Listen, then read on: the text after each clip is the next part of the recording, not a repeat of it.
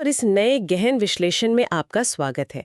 इतिहास की किताबें अगर हम देखें तो अक्सर ऐसे लोगों की कहानियों से भरी होती हैं जिन्होंने बहुत शोर मचाया हो। हाँ, या तो बड़े युद्ध जीते हों या बहुत बड़े साम्राज्य खड़े किए हों। बिल्कुल, लेकिन आज हमारे पास जो शोध पत्र, ऐतिहासिक दस्तावेज और पाली कैनन के कुछ बहुत ही महत्वपूर्ण अंश हैं, उनका एक पूरा पुलिंदा है।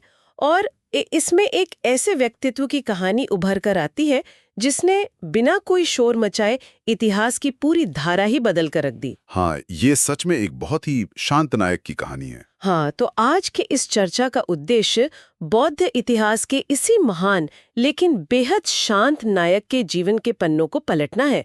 और हमारे इस गहन विश्लेषण के केंद्र में है भिक्षु अस्सजी। देखिए, पहली नजर में ये नाम शायद मुख्य धारा के इतिहास में उतना चर्चित ना लगे, लेकिन उनका जो प्रभाव है वो इतना विशाल है कि उसे समझे बिना बौद्ध धर्म के प्रसार की जो पूरी कहानी है वो असल में अधूरी रह जाती है। तो अगर हम इस पूरे विषय को पाली त्रिपिटक और बाकी ऐतिहासिक संदर्भों के परिप्रेक्ष्य में रखकर देखें तो क्या मिलता है हमें? भिक्षु अस्सजी का जीवन अपने आप में एक बहुत बड़ा दर्शन है। वे भगवान बुद्ध के प्रथम 5 शिष्यों के समूह में शामिल थे, जिन्हें इतिहास में पंचवर्गीय भिक्षु कहा जाता है। बिल्कुल। ऐतिहासिक दस्तावेजों से एक बहुत ही दिलचस्प बात ये निकल कर आती है कि वे इन 5 में सबसे कनिष्ठ थे। अच्छा। यानी उम्र और अनुभव दोनों में सबसे छोटे थे। अच्छा। लेकिन बौद्ध शासन में उनका जो सबसे बड़ा और कह सकते हैं कि युगांतरकारी योगदान माना जाता है वो ये है कि उन्हीं के माध्यम से भगवान बुद्ध को उनके 2 सबसे महान शिष्य प्राप्त हुए थे, सारिपुत्र और महामोग्गलान। हाँ, जो आगे चलकर बुद्ध के 2 अग्र श्रावक बने। बिल्कुल। और जिनके बिना शायद बौद्ध धर्म के इतने बड़े पैमाने पर प्रसार की तो कल्पना भी नहीं की जा सकती। बिल्कुल, एकदम सही बात है। तो इस पूरे घटनाक्रम को समझने का उद्देश्य केवल कुछ ऐतिहासिक तथ्यों को दोहराना नहीं है।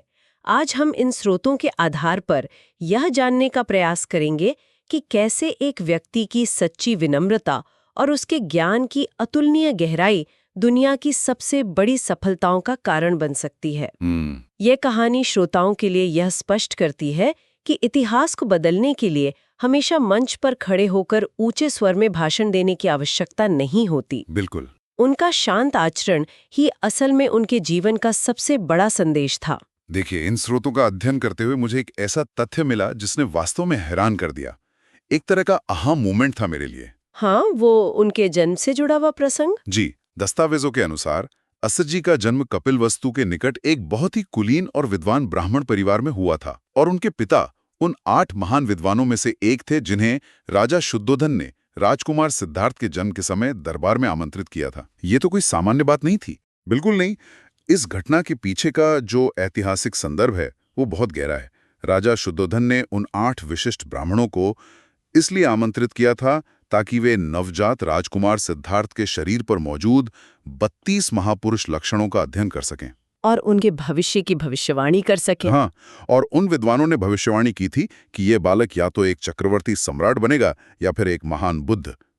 यहाँ ध्यान देने वाली बात यह है कि ये पूरी घटना एक पूरा चक्र बनाती है, एक फुल सर्कल। कैसे?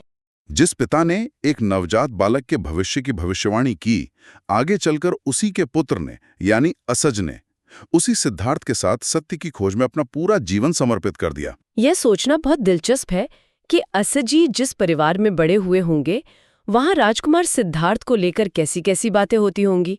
उनके मन में उस भविष्यवाणी का कितना गहरा प्रभाव रहा होगा। स्वाभाविक है। और फिर वो समय आता है जब राजकुमार सिद्धार्थ, जिन्हें उस समय बोधिसत्व कहा जाता था, 29 वर्ष की आयु में सत्य की खोज में निकल पड़ते हैं। इस ऐतिहासिक घटना को महाभिनिष्क्रमण का नाम दिया गया है। और सिद्धार्थ के इस कदम का प्रभाव ऐसा था कि अस्सजी ने भी अपने 4 अन्य साथियों के साथ संन्यास ले लिया। अन्याकोंडन, वप, भद्य और महानाम। बिल्कुल। और ये 5 युवक एक ऐसी यात्रा पर निकल पड़े जो किसी भी दृष्टिकोण से आसान नहीं थी। उरुवेला के घने जंगलों में पूरे 6 वर्षों तक घोर तपस्या की गई। इन 6 वर्षों की तपस्या का स्वरूप आज के समय में समझ पाना थोड़ा कठिन लग सकता है। हाँ, आज के नजरिए से ये बहुत चरम लग सकता है, लेकिन उस काल की श्रमण परंपरा और मान्यताओं के अनुसार शरीर को अत्यधिक कष्ट देकर ही आत्मा की सिद्धि और परम सत्य की प्राप्ति संभव मानी जाती थी। स्रोतों में वर्णन है कि उन्होंने लंबे उपवास किए, शरीर को सुखा दिया और मृत्यु के एकदम करीब पहुंच गए। और ये पांचों साथी हर कदम पर बोधिसत्व सिद्धार्थ के साथ थे। उनके मन में ये दृढ़ विश्वास था कि सिद्धार्थ ही सबसे पहले सत्य को प्राप्त करेंगे और फिर वे उन्हें भी मार्ग दिखाएंगे। ये एक तरह से उम्मीदों का एक बहुत बड़ा पहाड़ था जो वे सभी मिलकर उठा रहे थे। बिल्कुल। इस पूरी स्थिति को आधुनिक जीवन के एक रूपक से समझना मुझे लगता है काफी आसान हो सकता है। मान लीजिए कि एक बहुत ही होनहार टीम है जो किसी बड़े प्रोजेक्ट या स्टार्टअप पर काम कर रही है। वे सालों तक दिन रात एक कर देते हैं, सब कुछ दांव पर लगा देते हैं एक लीडर के भरोसे। हाँ, उनका एक लीडर है जिस पर पूरी टीम का अटूट भरोसा है। अब टीम का जो सबसे छोटा सदस्य है, यहाँ असद जी की तरह, शायद वो सबसे ज्यादा मेहनत कर रहा हो, सारी भागदौड़ उसी के जिम्मे हो, और फिर अचानक 6 साल की कड़ी मेहनत के बाद वो लीडर कहता है कि नहीं, ये तरीका बिल्कुल गलत है, हमें अपनी पूरी दिशा बदलनी होगी। ऐसे में उस टीम की मानसिक स्थिति क्या होगी, इसका बस अंदाजा ही लगाया जा सकता है। ठीक यही स्थिति असद जी और उनके साथियों के सामने आई जब बोधिसत्व सिद्धार्थ ने ये महसूस किया कि शरीर को अकारण कष्ट देने से ज्ञान नहीं मिलेगा, और उन्होंने सुजाता नाम की स्त्री के हाथों खीर खाकर मध्यम मार्ग अपनाने का फैसला किया, तो इन पांचों को बहुत गहरा झटका लगा। इस प्रतिक्रिया को समझना बहुत जरूरी है। ये कोई दार्शनिक मतभेद नहीं था, बल्कि एक बहुत ही मानवीय निराशा थी। असद जी और उनके साथियों को लगा कि सिद्धार्थ अपने मार्ग से विचलित हो गए हैं। उन्हें लगा कि उनका वर्षों का तप भंग हो गया है। हाँ, और इसी निराशा में उन्होंने सिद्धार्थ का साथ छोड़ दिया और उरुवेला के जंगलों से दूर वाराणसी के पास ऋषि पत्तन चले गए, जिसे आज सारनाथ के नाम से जाना जाता है। सत्य की खोज का ये एक ऐसा चौराहा था जहां वे अपनी पुरानी मान्यताओं से इस कदर बंधे हुए थे कि उन्होंने अपने आदर्श को ही पीछे छोड़ दिया। लेकिन ऐतिहासिक कथाक्रम यहाँ एक नया मोड़ लेता है। सिद्धार्थ उसी मध्यम मार्ग पर चलते हुए बुद्धत्व को प्राप्त करते हैं और भगवान बुद्ध बन जाते हैं। और ज्ञान प्राप्ति के बाद जो सबसे पहली घटना स्रोतों में दर्ज है वो ये है कि वे सीधे उन्हीं 5 पुराने साथियों को खोजने निकल पड़ते हैं। ये एक लंबी पदयात्रा थी जो सारनाथ पर जाकर खत्म होती है। सारनाथ का ये पुनर्मिलन बौद्ध इतिहास के सबसे महत्वपूर्ण अध्यायों में गिना जाता है। बुद्ध ने वहां पहुंचकर अपना पहला उपदेश दिया, जिसे धर्मचक्र प्रवर्तन सूत्र के रूप में संकलित किया गया है। और इस उपदेश का मुख्य सार ये था कि सत्य ना तो अत्यधिक भोग में छिपा है और ना ही शरीर को अकारण कष्ट देने में। उन्होंने 4 आर्य सत्यों की व्याख्या की और मध्यम मार्ग का सिद्धांत सामने रखा। इस घटनाक्रम में एक बहुत ही रोचक विवरण मिलता है जो अक्सर नजरअंदाज हो जाता है। वो कौन सा? जब बुद्ध उपदेश दे रहे थे तो सबसे पहले अन्य कुंडन्य को वो बात समझ में आई, लेकिन असद जी, जो उस समूह में उम्र और अनुभव दोनों में सबसे छोटे थे, उन्हें इस नए दर्शन को समझने में थोड़ा अधिक समय लगा। मुझे लगता है ये एक ऐसा विवरण है जो इस पूरी ऐतिहासिक कथा को बेहद मानवीय बना देता है। अक्सर ऐसा होता है कि किसी नई विचारधारा को स्वीकार करने में समय लगता है। बिल्कुल, लेकिन बुद्ध के धैर्य और असद जी की निरंतरता का परिणाम ये हुआ कि अंततः असद जी को भी धर्मचक्षु प्राप्त हो गया। धर्मचक्षु प्राप्त होने का अर्थ है स्रोतपन्न अवस्था में प्रवेश करना। सही कहा। इसका तात्पर्य ये है कि व्यक्ति के भीतर सत्य को देखने की वह दृष्टि खुल गई है जहां से निर्वाण का मार्ग स्पष्ट हो जाता है। इस अवस्था की प्राप्ति के बाद उन्होंने बुद्ध से विधिवत प्रव्रज्ञा ग्रहण की। लेकिन ज्ञान की ये केवल पहली सीढ़ी थी। स्रोतों का गहराई से अध्ययन करने पर इसके बाद का जो दार्शनिक चरण सामने आता है वो बौद्ध मनोविज्ञान का मुख्य आधार है। हाँ, ग्रंथों के अनुसार इसके बाद बुद्ध ने इन 5 भिक्षुओं को अनंत लक्षण सूत्र का उपदेश दिया। यह अनात्मवाद का सूत्र है। हाँ, स्रोतों में इस दर्शन को बहुत ही तार्किक ढंग से प्रस्तुत किया गया है। अगर अनंत लक्षण सूत्र को सरल और विश्लेषणात्मक ढंग से देखा जाए तो बुद्ध ने इसमें इंसान के अस्तित्व को 5 स्कंधों यानी 5 हिस्सों में बांटा है। तो ये 5 हिस्से कौन से हैं? पहला है रूप, जिसका अर्थ है भौतिक शरीर। दूसरा है वेदना, यानी हमारी भावनाएं और शारीरिक संवेदनाएं। तीसरा है संज्ञा, जो चीजों को पहचानने या नाम देने की हमारी क्षमता है। चौथा संस्कार है जो हमारी मानसिक प्रवृत्तियों और आदतों को दर्शाता है। और पांचवा विज्ञान है। हाँ, विज्ञान यानी हमारी चेतना या अवेयरनेस। तो बुद्ध ने असज्जी और अन्य भिक्षुओं से संवाद करते हुए एक प्रश्न पूछा, क्या इनमें से कोई भी स्कंद ऐसा है जो हमेशा एक जैसा रहता हो? क्या शरीर नहीं बदलता? शरीर तो हर पल बदलता है। क्या भावनाएं नहीं बदलती? वो भी बदलती हैं। उत्तर स्पष्ट था कि ये सभी अनित्य हैं, निरंतर बदल रहे हैं, और जो चीज अनित्य है वह अंततः दुख का कारण बनती है। इसलिए इन पांचों स्कंधों में ऐसा कुछ भी नहीं है जिसे स्थायी आत्मा या मैं कहा जा सके। ये सब कुछ अनात्म है। बिल्कुल। ये एक बेहद शक्तिशाली और क्रांतिकारी विचार था।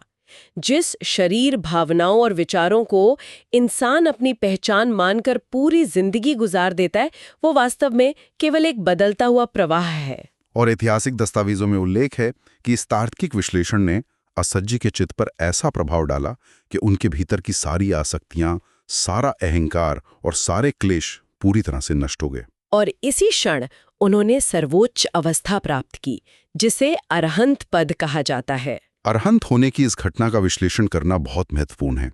यह केवल कोई बौद्धिक उपलब्धि नहीं थी जहां किसी ने एक नई फिलॉसफी को याद कर लिया हो। तो ये क्या था? अरहंत होने का अर्थ है उस सत्य को अपने अस्तित्व की गहराई में इस तरह उतार लेना कि भीतर कोई भ्रम या द्वंद्व बाकी ही न रहे। लालच, क्रोध या अहंकार का कोई निशान न बचे। उनका पूरा वजूद एक गहरे ठहराव और शांति में तब्दील हो चुका था। और यही शांति, यही निर्मलता उन्हें उस ऐतिहासिक मोड़ पर ले गई जिसने सही मायनों में बौद्ध इतिहास की दिशा ही तय कर दी। सारनाथ के बाद की घटनाओं में एक ऐसा दृश्य आता है जो अत्यंत प्रभावशाली है। राजगृह का दृश्य। जी, राजगृह शहर का वर्णन मिलता है। व्यस्त सड़कें हैं, भारी शोरगुल है, और उस भीड़भाड़ वाले वातावरण में अरहंत असज्जी भिक्षाटन कर रहे हैं। ग्रंथों में उनकी चाल का जो विवरण है वो बताता है कि उनकी आंखों में एक अजीब सा ठहराव था। चाल में कोई जल्दबाजी नहीं थी, और चेहरे पर एक ऐसा अलौकिक सुकून था जो उस समय के समाज ने शायद ही पहले कभी देखा हो। उसी सड़क से एक बहुत ही मेधावी युवा परिव्राजक, यानी सत्य की खोज में भटकने वाला एक सन्यासी गुजर रहा था। उबतिस। हाँ, उबतिस, जिसे बाद का इतिहास सारिपुत्त के नाम से जानता है। उबतिस उस समय संजय बिल्लट्ठीपुत्त नाम के एक गुरु के पास शिक्षा ले रहा था, लेकिन वो उन शिक्षाओं से संतुष्ट नहीं था। उसके भीतर सत्य को जानने की एक गहरी दार्शनिक प्यास थी। जब उपतिस्सा की नजर भिक्षु असज्जी पर पड़ी तो वह उनके शांत स्वरूप को देखकर एकदम ठिठक गया। ये कोई जादुई चमत्कार नहीं था, बल्कि ये एक ऐसे व्यक्ति की बॉडी लैंग्वेज का प्रभाव था जिसके भीतर का सारा शोर पूरी तरह शांत हो चुका था। ऐतिहासिक विवरण बताते हैं कि उपतिस्सा इतने प्रभावित हुए कि वे चुपचाप असज्जी के पीछे पीछे चलने लगे। उन्होंने बीच सड़क पर या भिक्षाटन के दौरान उन्हें परेशान नहीं किया। ये भी एक तरह का सम्मान था। हाँ। जब असज्जी अपनी भिक्षा पूरी करके एक एकांत स्थान पर बैठे, तब उपतिस्सा उनके पास गए और एक बहुत ही सीधा लेकिन गहरा दार्शनिक सवाल पूछा। उन्होंने पूछा, आपके गुरु कौन हैं और वे क्या शिक्षा देते हैं? असज्जी का उत्तर बौद्ध साहित्य के सबसे शानदार प्रसंगों में से एक है। एक पूर्ण ज्ञानी अरहंत होने के नाते वे चाहते तो उपतिस्सा को एक लंबा चौड़ा दार्शनिक प्रवचन दे सकते थे। वे अपनी विद्वत्ता का प्रदर्शन कर सकते थे। बिल्कुल कर सकते थे, लेकिन उन्होंने अत्यंत सहजता और विनम्रता से उत्तर दिया कि मित्र, मैं तो भिक्षु संघ में नया हूं। मैं अभी इस धम्म को विस्तार से नहीं समझा सकता, लेकिन संक्षेप में उसका सार बता सकता हूं। ये उत्तर अपने आप में इंसान को झकझोर देने वाला है। एक ऐसा व्यक्ति जो ज्ञान की सर्वोच्च अवस्था में पहुंच चुका है, वो कह रहा है कि मैं तो नया हूं। ये निरहंकारिता का सबसे बड़ा प्रमाण है। ज्ञान का रत्ती भर भी दिखावा नहीं। और उसके बाद असज्जी ने जो गाथा कही, उसने तो जैसे इतिहास के पन्ने ही पलट दिए। उन्होंने एक प्रसिद्ध पाली गाथा कही, ये धम्मा हेतु पभवा तेसम हेतुम तथागतो आहा तेसंच यो निरोधो एवं वादी महासमणो। इस एक गाथा का दार्शनिक वजन बहुत भारी है। अगर इसका विश्लेषण किया जाए तो असज्जी ने कहा कि जो भी चीजें या घटनाएं किसी कारण से उत्पन्न होती हैं, तथागत बुद्ध ने उनके उत्पन्न होने के कारणों को बता दिया है, और उन कारणों का निरोध यानी उनका अंत कैसे हो, ये मार्ग भी महाश्रमण ने बताया है। इसे प्रतीत्य समुत्पाद या कार्य कारण का सिद्धांत कहा जाता है। हाँ, ये पूरे बौद्ध दर्शन का सबसे बुनियादी निचोड़ है। दुनिया में जो कुछ भी है, चाहे वो दुख हो या सुख, वो किसी न किसी कारण से है। अगर उस कारण को समझ लिया जाए और उसे जड़ से हटा दिया जाए तो दुख का भी अंत हो जाता है। ये स्पष्ट रूप से देखा जा सकता है कि ये कितनी बड़ी बात थी। बिना किसी दिखावे के केवल एक ही वाक्य में पूरे दर्शन का सार रख देना। इस एक गाथा को सुनकर उपत्तिस्स, जो ज्ञान के इतने प्यासे थे, तुरंत ही उस सत्य की गहराई को समझ गए। ग्रंथों के अनुसार उन्हें वहीं पर श्रोतपन्न अवस्था प्राप्त हो गई और बाद में वे अपने मित्र मोग्गललान के साथ भगवान बुद्ध के शिष्य बने। ये दोनों ही आगे चलकर बुद्ध के सबसे प्रमुख शिष्य बने। असज्जी ने अपनी विनम्रता से सिर्फ एक बीज बोया था, जो एक विशाल वट वृक्ष बन गया। इस पूरी घटना से एक बहुत बड़ा निष्कर्ष निकलता है। असज्जी ने खुद को कभी ज्ञान के स्रोत के रूप में स्थापित करने की कोशिश नहीं की, बल्कि वे खुद को एक माध्यम के रूप में प्रस्तुत कर रहे थे। उनकी इसी विनम्रता ने उपत्तिस्स जैसे महान विचारक के लिए ज्ञान के द्वार खोल दिए। इस ऐतिहासिक यात्रा के अंतिम चरण का विवरण भी उतना ही महत्वपूर्ण है। अक्सर एक भ्रांति होती है कि जो व्यक्ति अरहंत बन गया या जिसने सर्वोच्च ज्ञान प्राप्त कर लिया, उसे शारीरिक पीड़ा या बीमारी नहीं छू सकती। लेकिन संयुक्त निकाय के असज्जी सूत्र जैसे स्रोत एक अलग ही यथार्थ सामने रखते हैं, जो इंसानियत के बहुत करीब है। असज्जी सूत में उनके जीवन के अंतिम दिनों का बहुत ही मार्मिक और यथार्थवादी वर्णन मिलता है। भिक्षु असज्जी अपने जीवन के अंतिम समय में राजगृह के कश्यपकाराम में ठहरे हुए थे और वे अत्यंत गंभीर रूप से बीमार पड़ गए थे। ऐतिहासिक दस्तावेजों के अनुसार उनकी हालत इतनी खराब थी कि उन्हें सांस लेने में अत्यधिक कष्ट हो रहा था। ये इस तथ्य को उजागर करता है कि आध्यात्मिक ज्ञान प्राप्ति का मतलब शरीर को अमर बना लेना या शारीरिक नियमों से बाहर निकल जाना नहीं है। एक पूर्ण ज्ञानी को भी बुढ़ापे और शारीरिक पीड़ा की उसी प्रक्रिया से गुजरना पड़ता है जिससे कोई भी आम इंसान गुजरता है। सूत में ये स्पष्ट लिखा है कि असज्जी को इस बात की पीड़ा थी कि अपनी इस भयंकर बीमारी और सांस लेने में तकलीफ के कारण वे ठीक से ध्यान या समाधि में एकाग्र नहीं हो पा रहे थे। इस परिस्थिति में जब भगवान बुद्ध को ये सूचना मिलती है कि उनका पुराना और प्रिय शिष्य इतना बीमार है, तो वे स्वयं उनका हाल जानने वहां जाते हैं। यह प्रसंग बुद्ध की करुणा और उनके व्यावहारिक दर्शन को बहुत गहराई से दर्शाता है। बुद्ध असज्जी के पास जाते हैं और उन्हें धर्म का एक अंतिम और सबसे महत्वपूर्ण पाठ याद दिलाते हैं।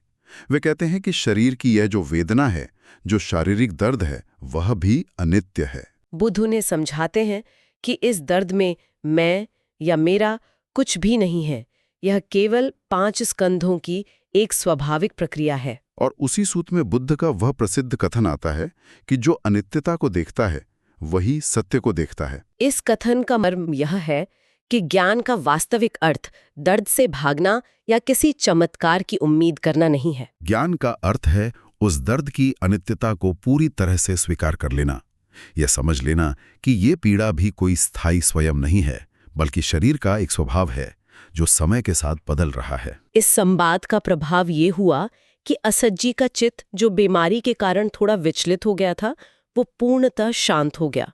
उन्होंने उस शारीरिक कष्ट को एक तटस्थ भाव से देखना शुरू कर दिया। और फिर उसी परम शांति और तटस्थता के साथ भिक्षु असज्जी अपने अंतिम क्षणों में बुद्ध के उपदेशों का चिंतन करते हुए अपना शरीर त्याग देते हैं और पूर्ण निर्वाण को प्राप्त हो जाते हैं। ये एक ऐसी जीवन यात्रा है जो कपिलवस्तु के कुलीन और विद्वान परिवार की भविष्यवाणियों के बीच शुरू हुई, उरुवेला के जंगलों की घोर तपस्या की आग में तपी, सारनाथ में ज्ञान के प्रकाश से रोशन हुई और अंततः राजगृह में एक परम शांति में विलीन हो गई। यह ऐतिहासिक वृत्तांत कई स्तरों पर काम करता है।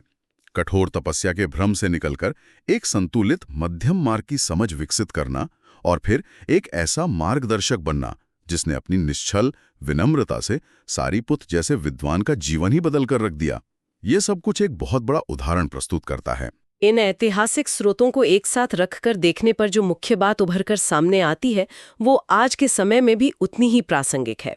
असज्ज का जीवन स्पष्ट रूप से ये दर्शाता है कि शांत स्वभाव, सच्ची विनम्रता और बुनियादी सत्यों की गहरी समझ ही सबसे बड़ी शक्ति होती है। हमेशा बहुत कुछ बोलने या अपनी विद्वत्ता का प्रदर्शन करने की आवश्यकता नहीं होती। बिल्कुल, बस सही बात को सही समय पर और सही इरादे के साथ कहना ही पर्याप्त होता है। इस पूरी ऐतिहासिक चर्चा और असुजित के उस प्रसंग को देखने के बाद, जहां उन्होंने उपतिस्स से कहा था कि वे बहुत कम जानते हैं, और फिर एक ही पंक्ति में पूरा दर्शन समझा दिया, एक बहुत ही गहरा विचार मन में आता है।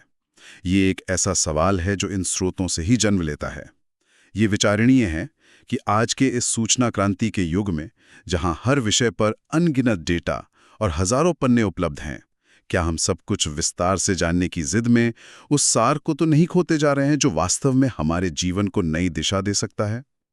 क्या सच्चा ज्ञान सब कुछ जान लेने में छिपा है, या ये समझने में है कि वास्तव में क्या मायने रखता है?